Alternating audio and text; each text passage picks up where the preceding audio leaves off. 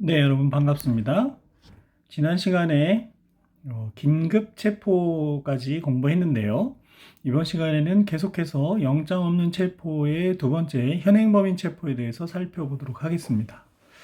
먼저 현행범인이라는 것은 본래적 의미의 현행범인과 준현행범인으로 나눠볼 수가 있는데요. 먼저 본래적 의미의 현행범인에 대해서 살펴보면요. 범죄를 실행하고 난 직후인 사람을 말합니다. 근거조문은 211조 제1항에 있죠. 항상 근거조문을 확인하는 습관을 들이는 게 좋고요. 실행하고 난 직후라는 것은 시간적으로나 장소적으로 봐서 방금 범죄를 실행한 범인이라고 볼 명백한 증거가 있는 경우를 말한다는 것이죠. 결국 현행범인이라는 것은 범죄를 실행하고 있거나 막 종료한 때까지의 시간대에 있는 사람이다. 이렇게 이야기할 수 있을 텐데요. 관련해서 2007도 1249호 판결을 보시면 신고를 받고 출동한 경장 A가 피고인이 음주운전을 종료한 후 40분 이상이 경과한 시점에 길가에 앉아있던 피고인에게서 술 냄새가 난다는 점만을 근거로 피고인을 음주운전의 현행범으로 체포하려고 한 사안입니다. 이 경우에 피고인이 방금 음주운전을 실행한 범인이라는 점에 관한 죄증이 명백하다고 할 수 없는 상태라고 봐서 적법한 공무집행이라고 볼 수 없고, 그 이후에 이루어진 음주 측정 요구도 절차적 적법성을 갖추지 못한 것이다 라고 해서 중요한 판시가 되었고요. 이 판례와 또 아래에 나오는 판례 등을 비춰봐서 그런지 사례형이나 뭐 기타 여러 가지 시험에서 범죄 종료 후 40분 이상이 많이 등장하는 것을 볼 수가 있습니다. 9일도 1314호 판결도 공교롭게 범행이 있은 때로부터 약 40분 정도가 지난 다음에 경찰관이 출동해서 했던 사안이거든요. 같이 한번 살펴보시면 현행범으로 볼 수 있는지 여부에 대한 시사점을 얻을 수 있을 거고요. 한편 현행범인은 수사기관뿐이 아니라 긴급체포는 수사기관만이 할 수 있지만 현행범인은 수사기관이 아닌 누구나 사인도도 체포할 수 있도록 했죠. 그것은 범죄의 긴급성 또 범죄와 범인이 명백하기 때문에 부당한 인권 침해가 적을 것이다 라는 데 근거가 있을 겁니다. 이와 같이 범죄의 실행 중이거나 실행 직후인자를 본래적 의미의 현행범인이라고 하는 데 대해서 준현행범인은 법조문에서 뭐라고 기재하고 있는지 보시죠. 현행범인의 준에서 제가 수업 시간에 여러 번 얘기했습니다만 법의 세계에서 준이라는 말자가 많이 등장을 한다고 했잖아요. 결국은 현행범인의 준에서 볼 수 있는 경우인데 이런 사유를 적고 있습니다. 조문이 적고 있죠. 범인으로 불리며 추적되고 있을 때 작물이나 범죄에 사용되었다고 인정하며 충분한 흉기, 그 밖의 물건을 소지하고 있을 때 신체 또는 의복류에 증거가 될 만한 뚜렷한 흔적이 있을 때 누구냐고 묻자 도망하려고 할 때를 211조 제2항에서 준현행범인이라고 적시하고 있습니다. 자, 99도 4341호 판결을 볼까요? 순찰 중이던 경찰관이 교통사고를 낸 차량이 도주하였다는 무전 연락을 받았습니다. 그래서 주변을 수색하던 중에 범퍼 등의 파손 상태로 봐서 사고 차량으로 인정되는 차량에서 내리는 사람을 발견을 한 사안이죠. 그 경우에 작물이나 범죄에 사용되었다고 인정하며 충분한 흉기, 기타의 물건을 소지하고 있는 때에 해당한다. 즉, 교통사고라는 범행에 사용되었다고 인정하며 충분한 물건을 소지하고 있는 때에 해당하는 것이 아니냐라고 인정했던 사안을 볼 수가 있고요. 이와 같은 현행범인 체포의 요건에 대해서 살펴보면요. 현행범인으로 체포하려면 그 행위가 가벌적이어야 되고 범죄가 현행성이 있어야 되며 시간적 접착성이 있어야 되겠죠. 또 범인과 범죄가 명백해야 되고 체포의 필요성도 있어야 합니다. 체포의 필요성이라는 것은 결국 증거인멸이나 도주의 오류 또는 도망 또는 증거인멸의 염려라고 할 수 있는데요. 현행범인데 무슨 체포의 필요성이 있느냐라는 견해 대립도 있을 수 있지만 대법원 판례는 현행범 체포에 있어서도 체포의 필요성을 요건으로 하고 있습니다. 다시 살펴보면요. 행위 가벌성이 있어야 한다는 것은 위법성 조각 사유나 책임 조각 사유가 없어야 한다는 그런 의미가 되겠고요. 친고죄에서도 고소의 가능성이 전혀 없는 때라면은 가벌적이지 않은 거죠. 그리고 체포의 필요성에 대해서는 지금 말씀드린 바와 같이 명문 규정이 없고 체포영장에 의한 체포에서도 체포의 필요성을 요건으로 하지 않는다는 이유로 해서 소극설이 주장되기도 하지만 현행범인 체포라는 것이 영장주의의 예외이고 엄격한 해석이 필요하다는 이유에서 긴급체포와 같이 체포의 필요성을 요한다라는 것이 적극설과 판례의 입장이라고 할 수 있겠습니다. 자, 관련 판례를 보시면 체포의 필요성이 문제된 사안이라고 볼 수 있죠. 2015도 13,726호 사건입니다. 검찰 수사관이 제보받은 바지선, 선박이죠. 선박 내부를 수색하여 숨어있던 피고인을 필로폰 밀수입으로 인한 마약류 관리에 관한 법률 위반, 향정신성 의약품 위반죄죠.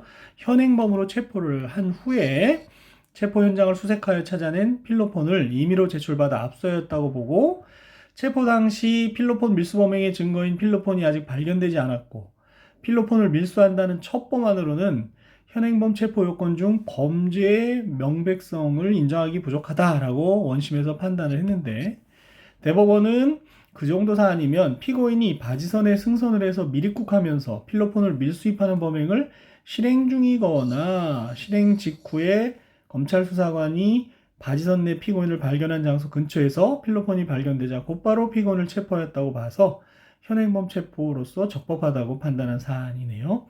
체포의 필요성보다는 범죄 실행 중이거나 실행 직후에 있다는 것을 인정한 사안이라고 볼 수가 있고요. 2011도 3682호 판결을 보시면 피고인이 경찰관으로부터 불신 검문을 받게 되니까 운전면허증을 교부를 했습니다. 그런데 그러면서 경찰관에게 왜 이런 곳에서 불신검을 받아야 되는지 모르겠다고 큰 소리로 욕설을 한 거죠. 그러자 경찰관이 모욕죄의 현행범으로 체포를 한 사안이 되겠습니다. 이에 대해서 저항하는 과정에서 경찰관에게 상해를 입혔는데 현행범 체포가 적법한지에 대해서 판례가 어떤 이유로 위법하다고 했는지를 살펴보시면요. 피고인이 일단 경찰관 불신검문에 의해서 이미 운전면허증을 교부한 상태이고 경찰관뿐 아니라 인근 주민도 모두 욕설을 직접 들었기 때문에 결국은 도망하거나 증거를 인멸할 염려가 있다고 보기 어렵다. 체포 필요성이 없다는 얘기죠. 또 피고인의 모욕 범행이 불신검문에 항의하는 과정에서 저지른 일시적 우발적인 범행으로서 사안 자체가 경미하고 피해자인 경찰관이 범행 현장에서 즉시 범인을 체포할 급박한 사정이 있다고 보기도 어렵기 때문에 결국 위법한 현행범인 체포가 되고 그와 같은 과정에서 벌어진 상해 행위는 정당방위에 해당한다. 이렇게 본 사안이 되겠습니다. 2017도 21,537호 판결도 보시면은 위의 사안과 비슷한 내용이라고 볼 수가 있겠고요. 그래서 그 내용에 대해서 역시 살펴보시기 바라고요. 한번 같이 읽어볼까요? 피고인이 A라는 사람과 주차 문제로 언쟁을 벌이던 중 112 신고를 받고 출동한 경찰관 B가 A라는 사람을 때리려고 하는 피고인을 제지하니까 왜 나만 제지하느냐 하면서 화가 나서 손으로 경찰관 B의 가슴을 밀치고 욕설을 하면서 피고인을 현행범위로 체포해서 순찰차 뒷좌석에 태우려고 하는 경찰관의 정강이 부분을 발로 걷어차는 등 폭행을 해서 직무집행을 방해했다. 공무집행 방해죄로 기소된 사안입니다. 이 경우에 여러 사정을 종합하면 피고인이 손으로 경찰관의 가슴을 밀칠 당시 경찰관은 112 신고 처리에 관한 직무 내지 순찰 군무를 수행하고 있었고 공무를 집행하고 있는 B의 가슴을 밀치는 행위는 공무원에 대한 유형력 행사로서 공무집행 방해죄에서 정한 폭행에 해당하고요. 피고인이 체포될 당시 도망 또는 증거인멸의 염려가 없었다고 볼 수 없다. 있다고 체포의 필요성도 이 경우에 있다고 보여지고 또 공소사실에 관한 증인들의 법정 진술의 신빙성을 인정한 1심 판단을 뒤질 만한 특별한 사항이 없다는 이유로 앞서 본 판례와는 달리 현행범 체포의 적법성을 인정해준 그런 판례가 되겠습니다. 한편 다액 또는 50만 원 이하의 벌금, 과료에 해당하는 죄의 현행범인에 대해서는 마찬가지로 주거가 분명하지 않거나 않은 경우에만, 이 경우에는 주거 불명만 사유가 되는 거죠. 현행범인으로 체포할 수 있다. 어디에 사는지 안다 그러면 경미한 범죄 같은 경우에 굳이 현행범인을 할 필요가 없다는 그런 의미가 되겠죠. 현행범인 체포 요건을 갖추었는지를 판단할 때에는 역시 체포 당시의 상황을 기초로 판단을 해야 되고, 수사 주체 판단에는 상당한 재량의 여지가 인정이 되는 것은 마찬가지입니다. 그리고 결국 그 당시 상황에 비춰볼 때 수사 주체의 판단이 경험치에 비추어 현저히 합리성이 없다고 인정되지 않는 한 현행범인 체포를 위법하다고 단정할 것은 아니다라고 해서 상당한 재량을 주고 있는 것이죠. 다만 위에서 본 모욕죄 현행범 체포 판례 같은 경우를 잘 기억을 해 놓으셔야 되겠습니다.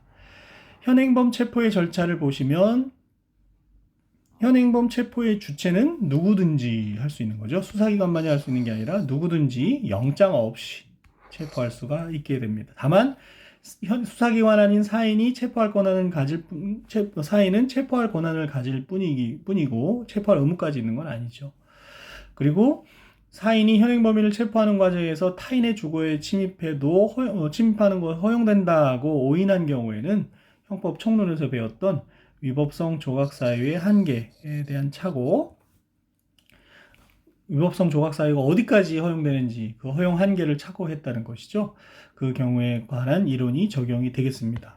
그리고 사인이 현행범인을 체포한 때에는 즉시 검사 또는 사법경찰관리와 같은 수사기관에게 인도하여야 하고요.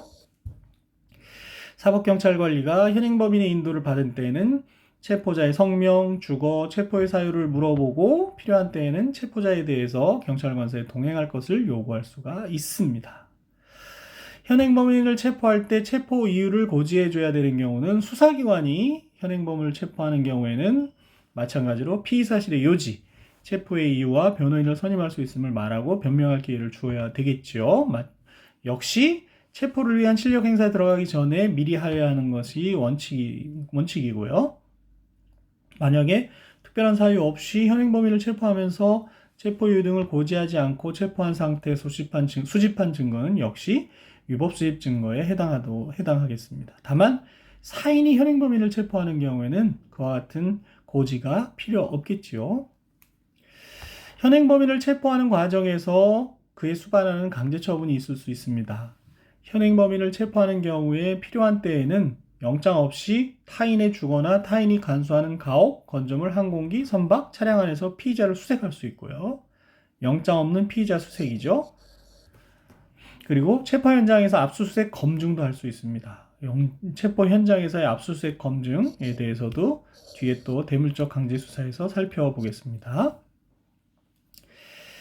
아까 본 것처럼 사인이 현행범인을 추적하여 타인의 주거에 들어갈 수 있는가에 대해서 판례는 부정적이기 때문에 위법성 조각 사유의 한계에 관한 착오 문제가 등장한다고 말씀을 드렸고요. 현행범인을 체포한 후에는 수사기관이 아닌 사인이 현행범인을 체포한 때는 앞서 본 것처럼 즉시 수사기관에 인도하여야 합니다. 신체 구속을 사인의 처분에 맡길 수 없기 때문이죠. 검사 또는 사법경찰관리가 현행범인을 체포하거나 현행범인을 인도받은 경우에는 변호인에게, 또 변호인이 없는 경우에는 변호인 선임권자 가운데 피의자가 지정한 자에게 피의자 사건명, 체포 일시, 장소, 범죄 사실의 요지, 체포의 이유와 변호인을 선임할 수 있는 취지를 서면으로 알려주어야 하는 것은 마찬가지고요. 현행범인 체포의 통지 시기 및 방법도 체포영장에 의한 체포나 긴급체포의 경우에서 본 바와 같습니다. 현행범인으로 체포된 피의자를 나아가서 구속하고자 할 때는 역시 언제부터요? 체포한 때로부터 48시간 이내에 구속영장을 청구해야 되고, 영장을 청구하지 않거나 영장 청구가 기각된 때에는 즉시 석방하여야 하는 것도 역시 다른 체포제도와 같지요. 그래서 이렇게 해서 영장에 의한 체포와 긴급체포, 그리고 현행범 체포라는 대인적 강제 수사에 대해서 살펴봤고요. 모두 약 48시간을 한도로 해서 구속할지 석방할지를 결정해야 되는 비교적 단기간의 단기간의 신체 자유를 제한하는 거라고 한다면, 지금부터 살펴볼 구속이라는 것은 그보다 훨씬 장기간에 걸쳐서 피의자의 신체 자유를 박탈하는 것인데요. 구속에는 피의자 구속이 있을 수 있고요. 한편 피고인 구속이 있을 수 있죠. 수사 단계에서 이루어지는 것이 피의자 구속이고, 공판 단계에서 불구속 피고인을 구속하는 것을 피고인 구속이라고 하겠습니다. 피고인 구속에 대해서는 차후 공판 절차를 공부하면서 배우고요. 지금 보는 것은 수사 단계에서의 피의자 구속입니다. 그래서 피의자 구속이란 수사기관이 법원으로부터 구속영장을 발부받아서, 체포의 경우에는 영장 없이 체포할 수 있는 경우가 있지만 구속영장의 경우에는 영장 없이 체포할 수가 없고 구속영장을 반드시 발부받아야 되는 거죠. 그래서 피의자의 신체 자유를 제한하는 강제수사 방법이고요.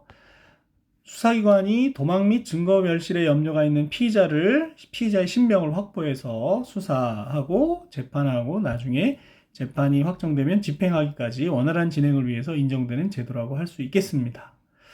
저희가 유의해야 할 것은, 구속이라는 것은 그 본래의 의도가 소송 절차의 원활한 진행을 위한 수단일 뿐인 것이지, 구속됐다는 것이 유죄를 의미하거나 또 구속 자체가 형벌은 아닌 것을 이해를 해야 되겠습니다. 다만 현실적으로 수사 단계에서 구속되면 유죄의 심증이 강하게 생기고 또 형벌을 마치 받은 것과 같은 효과가 있는 것은 사실상 어쩔 수 없는 부분이 있겠습니다만, 법적으로는 구속은 소송 절차의 수단일 뿐이다라는 것을 법률가들은 명심할 필요가 있겠습니다. 그리고 그와 같은 구속은 일정한 장소로 데려가는 구인, 예를 들어서 체포되지 않은 사람을 피해자 신문을 하기 위해서 영장 실질 심사를 하기 위해서 데려가는 그런 구인과 영장이 발부돼서 일정한 장소에 가둬놓는 구금을 포함하는 것이 되겠습니다.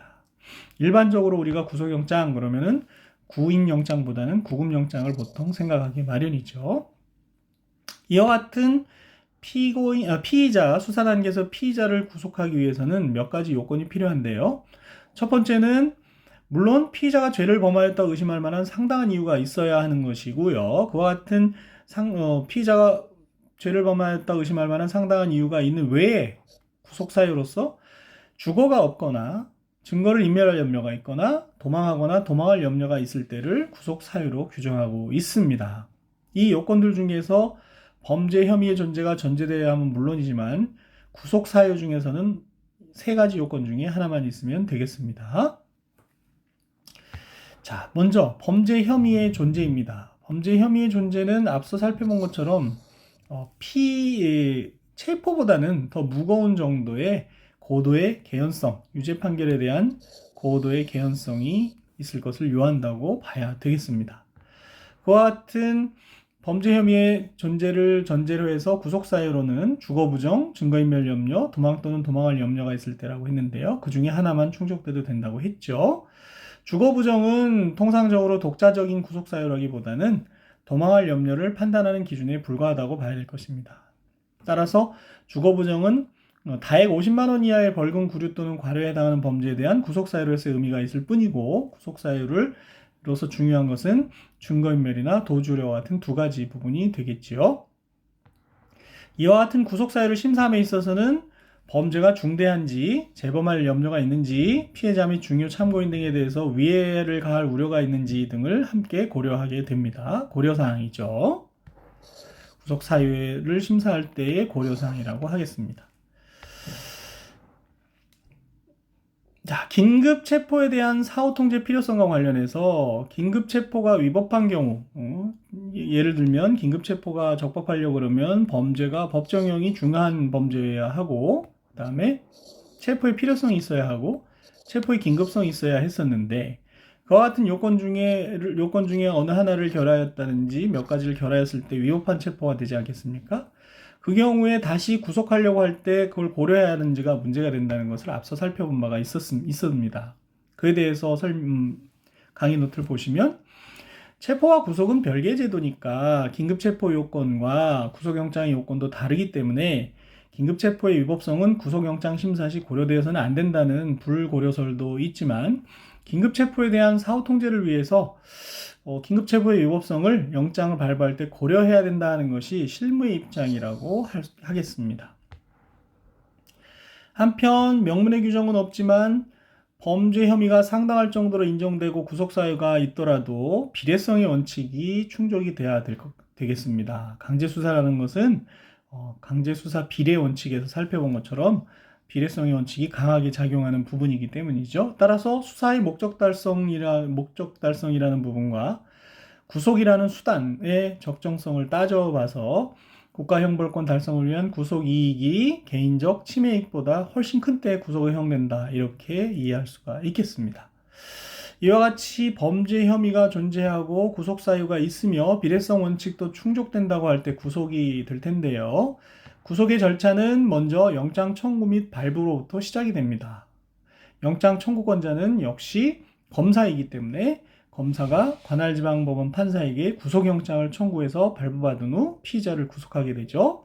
사법경찰관은 신청이라고 한다는 것은 앞서 살펴본 바와 마찬가지고요. 청구는 검사, 신청은 경찰관이 하는 행위를 말하는 것이죠. 만약에 사법경찰관이 신청한 영장을 검사가 불청구하게 되면 체포영장에서 본 바와 같이 영장심의위원회에 영장심의를 신청해 볼 수 있다는 것도 살펴봤습니다. 지방법원 판사는 영장 발부 주체는 수소법원이 아니라 아직 공소가 제기되지 않은 상황이기 때문에 영장 발부를 담당하는 지방법원 판사입니다. 그래서 검사의 청구를 받은 지방법원 판사는 상당하다고 인정되면 구속영장을 발부를 하게 되겠죠. 그리고 인정하지 않는다면, 구속사유가 인정되지 않는다든지 하면 기각을 하게 되고 서명 날인해서 검사에게 교부를 하게 됩니다. 한편 검사가 구속영장을 청구함에 있어서는 동일한 범죄 사실에 대해서 그 전에 구속영장을 청구하거나 발부받은 사실이 있었다면 그 취지와 이유를 다시 기재해 줘야 되겠습니다. 부가적으로 소년이라고 하면 소년법상 19세 미만의 자인데요. 구속영장은 어떤 사유가 있어야 되냐면 부득이한 경우, 소년 19세 미만자를 구속할 만한 부득이한 경우라는 것이 추가적으로 요구가 됩니다. 별도로 요구가 됩니다. 그래서 부득이한 경우가 아니면 증거인멸 우려나 도주 우려가 있다 하더라도 부득이한 경우까지 심사해서 발부하도록 그렇게 하고 있죠. 실무에서는 영장 청구란에 이렇게 부득이한 사유에 대해서 체크할 수 있는 난이 하나 더 추가되어 있는 것을 볼 수가 있습니다. 소년의 경우 부득이한 사유가 있는지를 영장 담당 판사가 체크하는 그런 난을 두고 있는 거죠. 영장 청구에 이은 발부 전에 구속 전 피의자 신문 제도를 두고 있죠. 보통 영장 실질심사라고도 많이 부르는 제도입니다. 그래서 구속영장을 발부하기 전에 판사가 피의자를 직접 신문하는 것을 말하죠. 체포영장에 의한 체포나 긴급체포 또는 현행범 체포에 의해서 체포된 피의자에 대해서 체포한 때로부터 48시간 내에 구속영장 청구를 받은 판사는 지체 없이 피의자를 신문하여야 되고요. 그 신문 기한은 구속영장이 청구된 날의 다음 날까지 신문하여야 하는 거죠. 그렇지만 체포되지 않은 피의자에 대해서 구속영장 청구를 받은 경우에는 구인영장을 일단 발부를 해서 피의자를 데리고 온 후에 신문을 하게 됩니다. 다만 피의자가 도망해버렸다라는 경우라면 바로 구속영장을 발부할 수도 있지만 그건 굉장히 예외적인 경우고요. 구인영장을 발부해서 신문하게 됩니다. 영장실질심사, 구속 전 피의자 신문제도는 어떻게 하느냐? 신문기일을 지정해서 통지를 하죠. 체포된 피의자의 경우에는 청구한 때로부터 다음 날까지 신문해야 되기 때문에 즉시, 미체포 피의자 같은 경우에는 피의자가 구인된 후, 즉 피의자를 인치한 후에 즉시입니다. 그러니까 피의자를 데리고 오는 날짜가 중요하게 되는 거죠. 그래서 신문기일과 장소를 통지한 다음에 피의자가 체포되어 있는 때에는 피의자를 출석시키고 체포되지 않은 피의자는 구인영장에 의해서 출석을 시킨 다음에 신문을 하게 됩니다. 신문기일에서는 판사가 진술거부권을 고지하고 구속사유를 판단하기 위해서 신속하고 간결하게 신문을 해야 하죠. 방송이나 뉴스 같은 거에 보면 7시간, 8시간, 9시간 신문하는 경우도 있고요. 범죄 사실이 많거나 그런 게 신문할 것이 많으면 그렇지만 대부분은 신속하고 간결하게 신문을 하고요. 신문기일에 출석한 검사와 변호인은 판사가 먼저 신문이 끝난 다음에 의견을 진술할 수가 있는 거죠. 다만 필요한 경우라면 판사의 허가를 얻어서 판사 신문 중에도 의견을 진술할 수가 있고요. 필요하다면 판사는 공범을 분리해서 신문하거나 수사상의 비밀보호를 위해서 여러 가지 조치를 취할 수가 있습니다. 이와 같은 구속영장 실질심사, 구속 전 피의자 신문을 할 때에는 국선 변호인을 선정해 줘야 됩니다. 변호인이 없는 경우에. 그래서 국선 변호인 선정 사회 중에서 저희가 공부한 바가 있죠.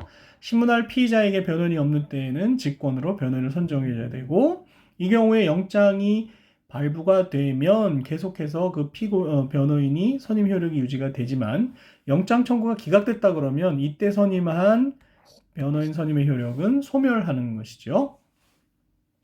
네, 그 규정이 201조의 이 8항에 있습니다. 즉, 구속영장 청구가 기각되면 국선 변호인 선정의 목적이 달성됐다고 봐서 소멸하지만, 영장이 발부된 경우라면 1심 절차가 종료되기까지 그때 선임된 변호인, 국선 변호인이 계속 국선 변호를 하게 된다는 그런 의미가 되겠습니다. 피의자 신문에 참여할 변호인은 지방법원 판사에게 제출된 구속영장 청구서와 그에 첨부된 고소장, 그 다음에 고발장이 있으면 고발장, 피의자가 어떻게 진술했는지와 같은 서류, 피의자가 낸 서류를 열람을 해서 변호를 할 수가 있게 되는 거죠. 다만 다른 것은 제한할 수 있지만 구속영장 청구서만큼은 판사도 열람을 제한할 수가 없는 것이고요. 그와 같이 피의자 신문기일에 피의자를 신문하게 되면 피의자 신문조서라는 것을 작성을 하게 되고요. 법원 사무관 등이 신문의 요지를 작성을 하게 됩니다. 그와 같은 신문 절차를 거쳐서 영장 발부할 사유가 있다 그러면 지방법원 판사가 앞서 본 바와 같이 구속영장을 발부하게 되는데요. 영장에는 피의자에 관한 여러 가지 사항, 범죄 사실의 요지, 또 인치 구금할 장소, 발부 연월일, 유효기간과 그 기간을 경과하면 집행에 착수하지 못하며 영장을 반환해야 한다는 취지, 이런 것을 기재하고 나서 지방법원 판사가 서명 날인하게 됩니다. 역시 발부 주체가 지방법원 판사라는 것에 주목을 하셔야 되고요. 피의자의 성명이 분명하지 않다면 인상, 체격, 기타 피의자를 특정할 수 있는 사항으로 피의자를 표시할 수가 있고, 진술거부권을 행사하든지 하는 경우에 밝혀지지 않는 경우가 있을 수가 있겠죠. 피의자의 주거가 분명하지 않은 때에는 주거의 기재를 생략할 수가 있습니다. 그리고 피의자 신문하는 경우 수사기관으로서는 수사를 할 수 없기 때문에 법원이 구속영장 청구서 등을 접수한 날부터 구속영장을 발부해서 검찰청에 반환한 날까지 기간은 뒤에서 보는 사법경찰관 및 검사의 구속기간에 산입하지 않습니다. 그때는 수사를 할 수가 없기 때문인 거죠. 그리고 검사의 체포영장 또는 구속영장 청구에 대한 지방법원 판사의 재판은 주체를 주의하시라고 했죠. 지방법원 판사의 재판은 형사소송법 402조의 규정에 의한 항고의 대상이 되는 법원의 결정이 아니라는 겁니다. 법원이 아니라 지방법원 판사라는 것이고요. 그리고 416조 1항의 규정에 의하여 준항고의 대상이 되는 재판장 또는 수명법관도 아니라는 거죠. 재판장이나 수명법관은 수소법원이 생긴 다음의 개념이기 때문에요. 그래서 기각결정에 대해서는 위에서 본 법원의 결정에 대한 항고도 안 되고요. 재판장이나 수명법관의 처분에 대한 준항고도 되지 않기 때문에 다시 영장을 재청구하는 방법밖에 없다라는 것이죠. 이 부분은 이제 검찰 측에서는 영장 항고 제도를 도입을 주장하고 있는데 현행법하에서 판례는 항고를 인정하지 않고 있습니다. 그 이유가 주체가 지방법원 판사이기 때문이죠.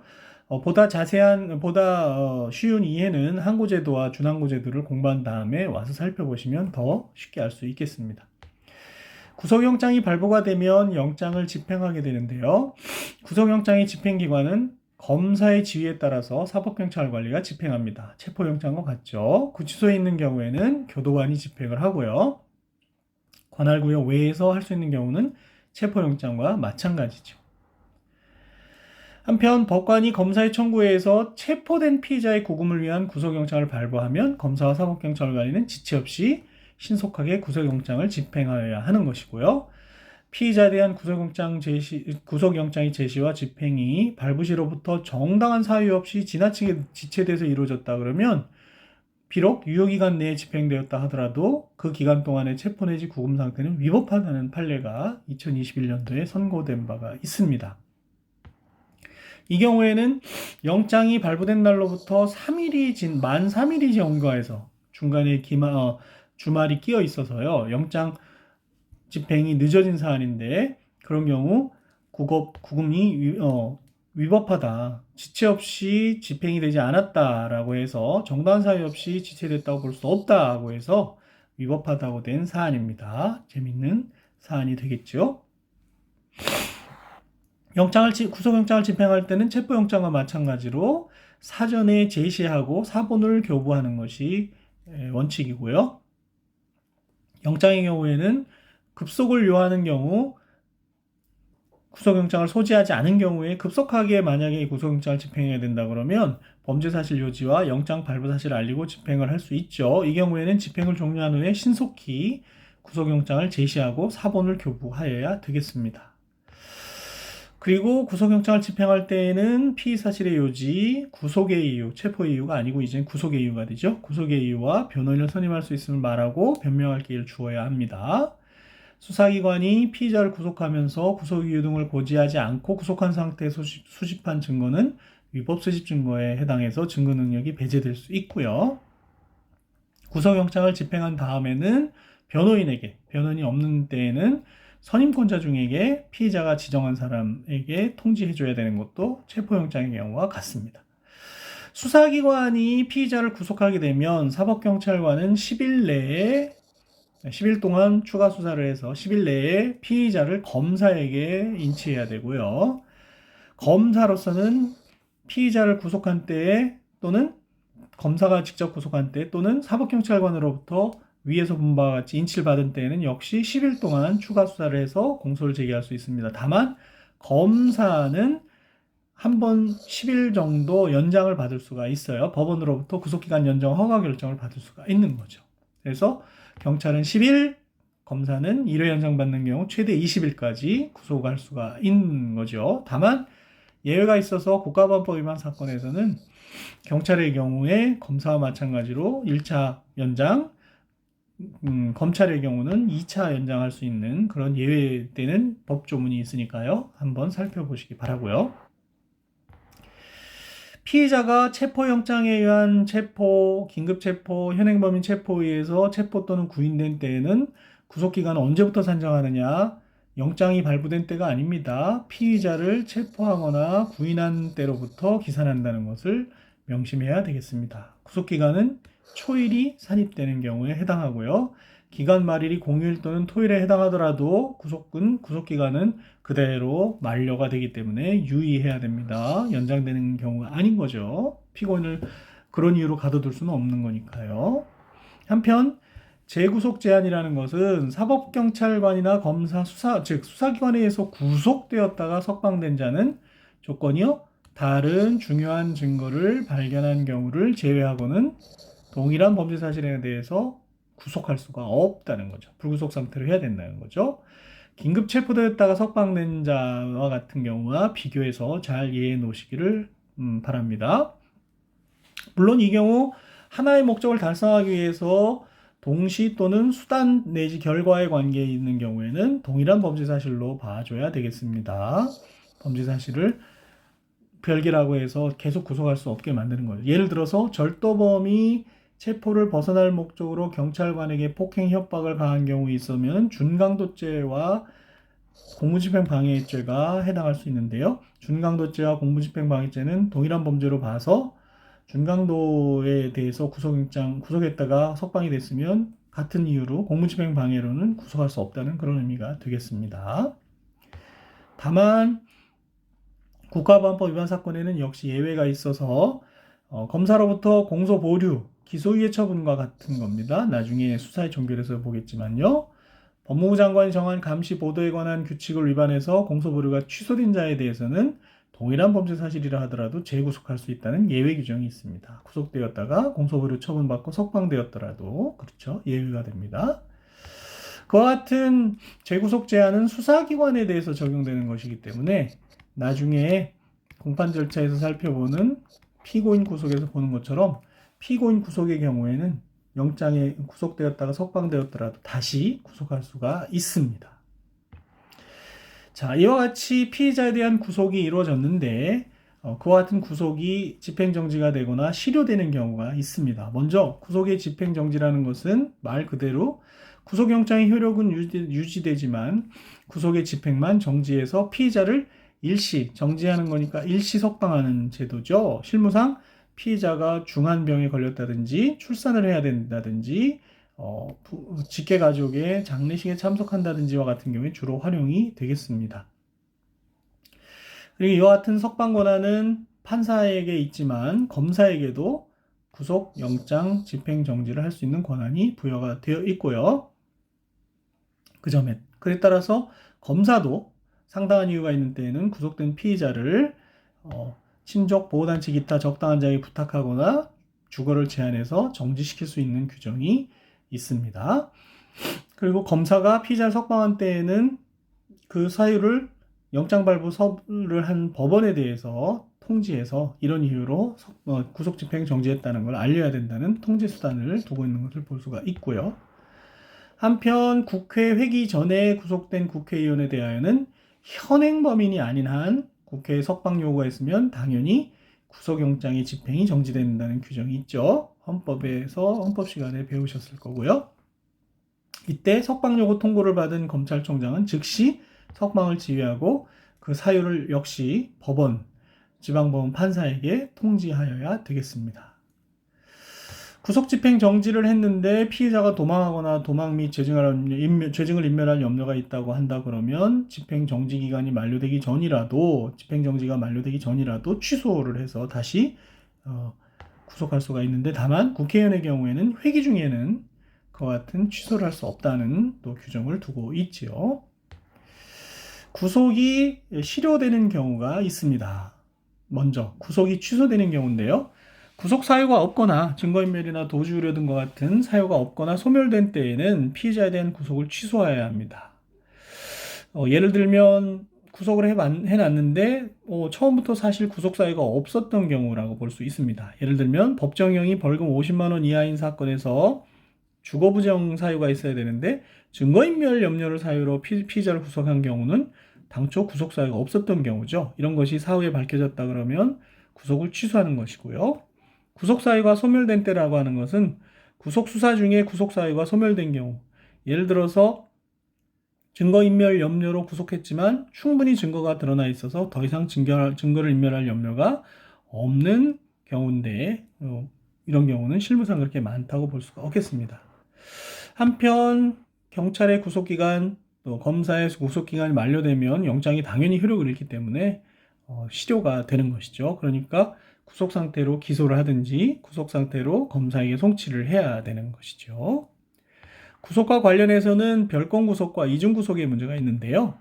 별건 구속이라는 것은 말 그대로 다른 건으로 구속을 하는 겁니다. 실제로 구속하고 싶은 사건은 따로 있는데 그에 대한 구속 사유가 주로 이제 중대한 범죄가 되겠죠. 그걸 본건이라고 하는 거고, 즉 본건, 주로 중대한 범죄에 대해서 구속하고 싶은데 구속 사유가 충족이 안 된 경우 일단 별건으로 구속을 해서 본건 수사를 계속하겠다는 그런 의미인 거죠. 어떻습니까? 적법성을 인정할 수 있을까요? 예를 들면 공무원의 뇌물죄를 본건으로 수사를 하고 있는데 아직 범죄 혐의가 충분히 입증이 안 돼서 범죄 혐의가 일단 상당한 고도의 개연성이 있을 정도로 소명이 돼야 되는데 소명이 되지 않아서 구속 요건이 구비되지 않은 경우 일단 그보다 가벼운 다른 범죄 직무유기죄로 구속영장을 발부받아서 구속한 다음에 실제로는 본건인 뇌물죄 혐의 입증에 주력을 해서 수사하는 경우를 말한다고 볼 수 있겠습니다.